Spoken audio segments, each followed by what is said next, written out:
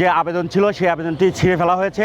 আমি আজকে আমাদের 2026 এবং 27-এর যে নির্বাচনী বছর, এই নির্বাচন করতে গিয়ে আমি সিনিয়র এজিএস পদে একটা মনোনয়ন ফর্ম তোলার জন্য গেছিলাম।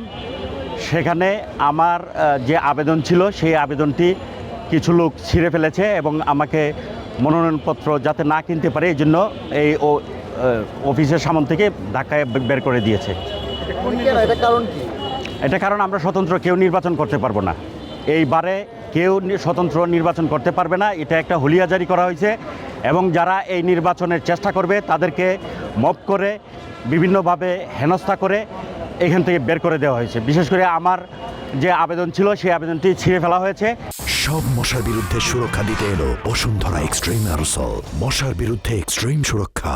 এবং বলছে যদি আর কোনোদিন এই ইয়ার দেখি তাহলে অনেক হুমকি ধুমকি দিয়েছে। আচ্ছা, একটু জানতে চাই যে ঢাকা আইনজীবী সমিতির গঠনতন্ত্রে তো এরকম কোনো কিছু নাই যে স্বতন্ত্র নির্বাচন করতে পারবে না। ঢাকা আইনজীবী সমিতির যে আমাদের গঠনতন্ত্র আছে সেই গঠনতন্ত্র মোতাবেক যে কেউ এই বারের সদস্য যে কেউ যে নির্দিষ্ট বয়স আছে বয়সের তারতম্যে যে যে পদে যোগ্য সেই পদে নির্বাচন করতে পারবে। সেই হিসেবে আমি সিনিয়র এজিএস পদে একজন প্রার্থী হিসেবে আমি নির্বাচন করতে গিয়েছিলাম। সেখানে আমাকে ধাক্কা দিয়ে এই অফিস থেকে নির্বাচনী কার্যালয় থেকে বের করে দেওয়া হয়েছে এবং আমার আবেদনপত্রটি ছিঁড়ে ফেলা হয়েছে। শুধু কি আপনার সাথে এমন হয়েছে নাকি আরো যারাই স্বতন্ত্রভাবে নির্বাচন করতে চেয়েছে, ব্যক্তিগতভাবে নির্বাচন করতে চেয়েছে, তাদের কাউকেই মনোনয়নপত্র সংগ্রহ করতে দেওয়া হয় নাই এবং তাদের সাথে অশুভ আচরণ করা হয়েছে, রূঢ় আচরণ করা হয়েছে এবং আমার তো আবেদনপত্রই ছিঁড়ে ফেলা হয়েছে। এর কারণ হিসেবে কি মনে করেন? আমরা কারণ হিসেবে মনে করি এটা ওনারা নিজেদের মধ্যে নির্বাচনটা রাখতে চায়, নিজেরা নির্বাচন করে ফলাফল নিজেদের মধ্যে রাখার জন্য, ফলাফল কক্ষিগত রাখার জন্য, নিজেদের পকেটে ফলাফল রাখার জন্য তারা এই পদক্ষেপটা নিয়েছে। তো আমরা দীর্ঘদিন এই পেশায় ছিলাম, এই ঢাকা বারের দীর্ঘদিন পেশাগত কারণে আমরা সবার সাথে আমাদের ভালো সম্পর্ক ছিল।